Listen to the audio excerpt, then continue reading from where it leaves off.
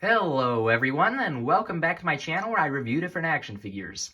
I know there's been quite a long break since my last one. It's been, I think, 9 months, so sorry about that, but thank you to everyone who's stuck around and stayed subscribed and continued to wait for me. I know a couple of you have been telling me in the comments to come back, so I'm finally here.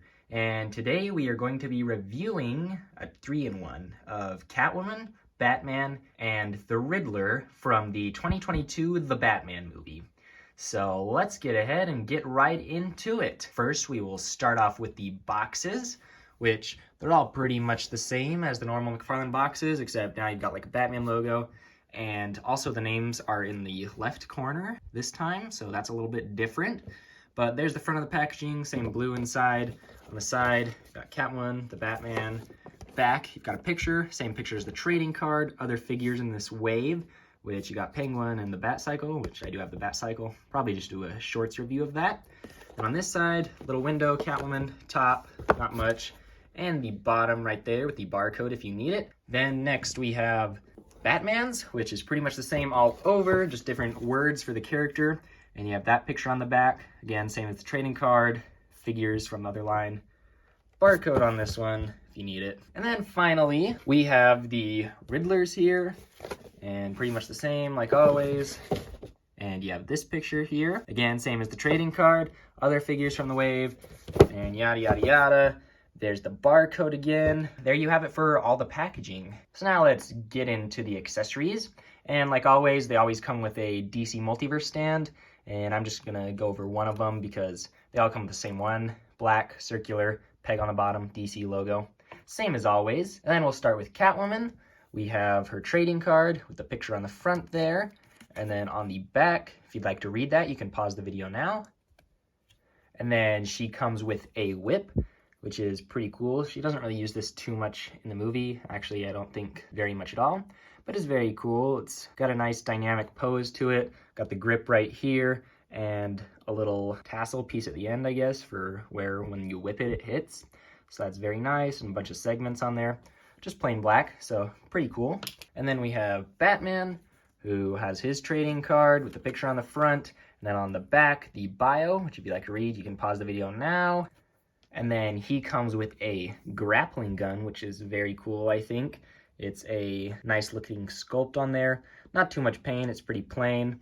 But it does actually fit into his hand, pretty neat in here. It's got a hole right there so that it just pegs right into the side of the gauntlet right there, and it actually pops. And so it actually simulates, like in the movie, how it comes out of his gauntlet, which I think's very cool. I really like that a lot. Wish he would have come with some fists maybe. He comes with just this one hand. And the Batcycle, which I actually have, he does come with this alternate hand so that you can actually hold it with 2 hands on the bike. So you can use those kind of as fists, but I would have liked to see if he came with some more fists because could get into some more actiony shots and poses with that. And then finally, we have the Riddler, which has this picture. And I feel like it would have been cool if you actually would have come with that duct tape as an accessory. Even though it's just duct tape, I think it would have been nice to have. And then on the back here, you've got the bio again. And if you want to read it, you can pause the video now. And to finish off the accessories, we have this little like carpet cutter thing. I can't remember what it's called, but it's a nice accessory. It's kind of a translucent-y plastic, which gives it kind of a cool look to it. But I do think it's just kind of an okay accessory. Nothing too exciting. And this one does fit in his hand very well. Let's see. There we go. His hands are kind of soft, so you can do it in there. But you can only hold it in that hand. He comes with 1 fist on here. Would have been nice, again, for extra hands. So that's a pretty cool accessory. And I actually forgot to do Catwoman, so let's just show her holding her whip, which I actually find it to be kind of loose in her hands. Like, it doesn't stick in there very much if you're moving around, but once you get in a pose and you have it how you like, it should stay in. See, there you go, it falls out. So I don't like that necessarily too much. I might just need to heat up the hand and close it around more, but it's a very nice accessory. And so anyways, yeah, there you have it for all of the accessories of these 3 figures. And so now I think, while I have Catwoman here, we'll go ahead and take a look at all the details that these figures have. So starting with Catwoman, we have her head which is not accurate. She does not have a full mask like this. It's supposed to be cut along like the mouth line right there and just like cover her nose and the rest of the top of her head. So I'm not really too happy with that, especially since they released a gold label after this one where it is accurate. So that kind of made me a little upset. It still does look like a nice sculpt. It's got little ears to show that it's like Catwoman, and a ton of texture that you can see all over the suit, looking leather-like, and tons of fabric all over. And you got different line stuff for the knee pads there. And these ball joints are pretty ugly right there, sticking out. I don't mind them too much, but they're pretty obvious on here. And then you got the arms here, glossy on the gloves, as well as the belt right here, and the top collar right there. It's nice that you can actually see the skin under there, so it looks like it's a mask instead of just being black. I do like that. Got a different gray color for right here on the lower torso, which overall looks very nice. You got a zipper right there, which is sculpted nicely. Just overall looks very good. Texture all over. I really like Mcfarlane, how they do a ton of texture that makes the figures look very nice. Boots are smooth on here and just overall look very good. And so we'll just set her aside for now. Then we'll go to the Riddler. And so starting up at his head, he's got some glasses, which look okay. They kind of look a little odd on the side here, but I do like that they are translucent and you can actually see the eyes under there. Very nice. You can see his nose poking out through the mask, all the sculpted wrinkles and stuff. And you've got this like plastic wrap all over the back of his head, which is cool that they added it. And so you can actually see through to his hair and ears. Very nice. And you've got his coat, which is just like a plain green. Would have liked if there was a wash over it to bring out more details, but it does have the sculpt in there with the wrinkles all over. You even got a different green for the inside hoodie part there. Got a nice question mark patch on that. On the back there, bunch of wrinkles again. Got the pants, which are just kind of plain black, but again, do have nice sculpted wrinkles and pockets. Got the boots, which are a little more shiny, as well as the hands are shinier there. So he looks very nice as well. Set him aside too, and then we'll go ahead into looking at Batman, which he's got very bad side eye. I think this is one of the major complaints that I have with this figure, is that the side eye, I do not like that because you can only have him looking that way at all times. You have to have him like that if you want him to look straight, which his head's not straight at all. But he does have nice paint on here with the skin tone and the lips, and his cowl is sculpted very nicely. The stitching looks great all over. He's got his cape here. Great wrinkles, like I've said for most of the figures. It's a soft plastic, kind of gets stiff more towards here where it's connected on the back. There on the back, you can see some of the sculpting of the suit, as well as the belt that comes around to the front here. Looks very nice. Would have liked maybe a couple of the buckles to be painted to make it stand out a little more. Got all the lines of the armor, and would have liked this to be a little weathered on the bat emblem. Bring out some more of those details that you can kind of see as you move it around in the lighting. Got his shoulder pads, look very nice. I like that they painted each of these dart things silver, so those stand out. Got pants right here, some buckles here. He doesn't have his little holster for whatever goes in there. I don't remember. It's not the grappling gun because that just comes out of his gauntlets, but maybe it's another like grappling gun type thing. I don't know. I'm not really sure. Then you got the knee pads right here and the boots, very shiny, covers over the ball joint and hides it very nicely. I do like that. And he does have his fins on his gauntlet here, but they are very soft and flimsy. I would have liked them to be a little more sturdy because they do seem to get kind of warped there. I don't know how it is on this one. That one's not as bad, but overall, a pretty good looking figure. I do like how the cape comes down here nicely. And so there you have it for the details of all these figures. Could have added just maybe a couple slight things and changes, maybe some not accurate stuff, but overall, looking very good, and I'm pretty happy with how they all look here. And now, my favorite part of the video, articulation time. So, let's go ahead and get into this. We've got the head on Catwoman here, can turn side to side like that, tilt just slightly, looks up a little bit, looks down that much. The arms go out that far, can go all the way around. You got a bicep swivel there, double jointed elbows. Got the wrists, which I didn't mention, are hidden nicely behind those little cuffs.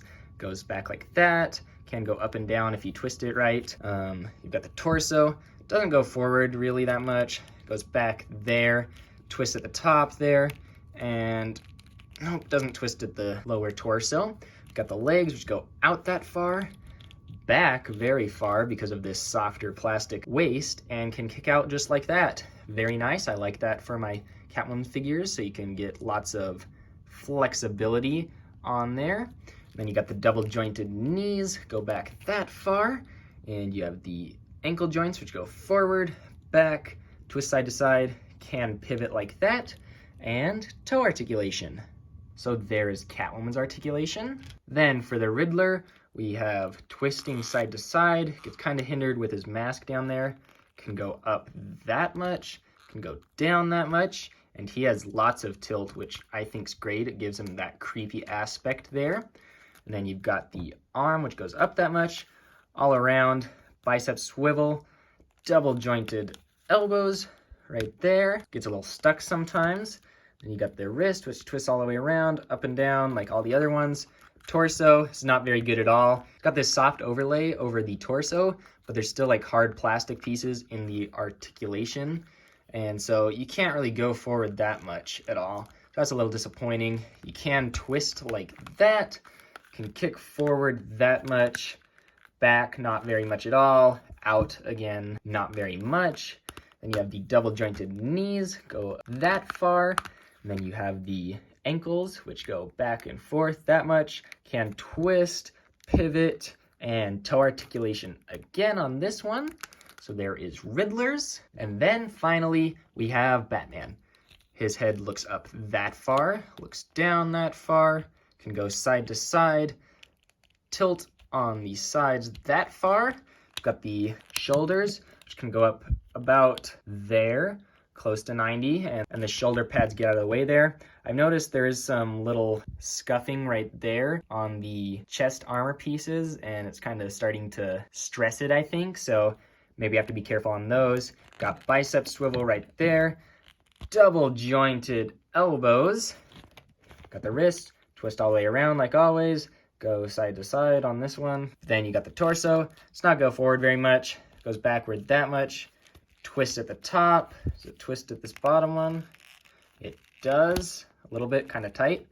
Then you've got the legs, which kick up that far, go back that much, go out to the side all the way, got double jointed knees, go back that far, and then the ankles, which are hidden very nicely, like I said earlier, twists and pivots as well, and toe articulation. So this concludes articulation time. And then here's some different poses I like to put these figures into. And so for Catwoman, we got her showing off her flexibility, and she's got her whip out here, looking very cool. You've got Riddler looking creepy here with that head tilt and just got his weapon held out, looking very serial killer-esque. And then you got Batman in a fighting pose, ready to beat some bad guys up. And see, this kind of looks a little weird. Looks like maybe he's gonna chop him or slap him. So that's why I think we needed to have the extra fist come with this figure rather than the Batcycle. But there you have it for those poses. And then here's another set of poses where I've got Catwoman with her whip wrapped around her, which looks kind of neat. There, Riddler falls. You got Riddler kind of walking towards you, getting ready to attack you. Not too much range with him. Also, I'll note Catwoman, I've had to use this stand for her because these boots that she has are kind of hard for her to stand. Most of the female figures have these smaller feet where it makes them harder to stand. So there's a note for that. And then you got Batman with his grappling gun coming out, getting ready to shoot and zip up to somewhere. And this is where the eyes kind of don't work because he's always looking there. You can't have him really looking up to where he's wanting to go. He's always looking over there. So maybe one way they could have fixed it if they kept the side eye is have this hand be on that one instead. Would have made more sense to me. But anyways, there you have it for some different poses. Alright, so overall these are some very nice figures. I'll say the Batman is definitely my favorite out of these three. And then I think I would say Catwoman and then Riddler.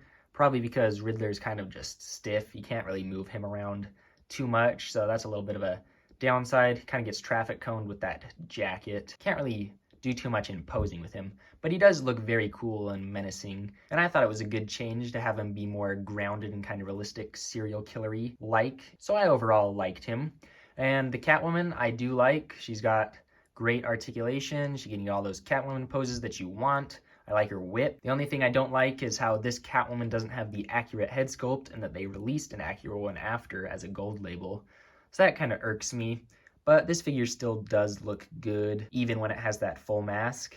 And also for the Batman, I really like this accessory. It's very cool. I just wish he would have come with this extra fist that comes with the Batmobile, which, like I said earlier, I'll go over in a shorts. And so yeah, I'm really happy with these figures and glad I got them. And just before I say goodbye, we'll have the trading card tease for what the next video is. So 3, 2, 1.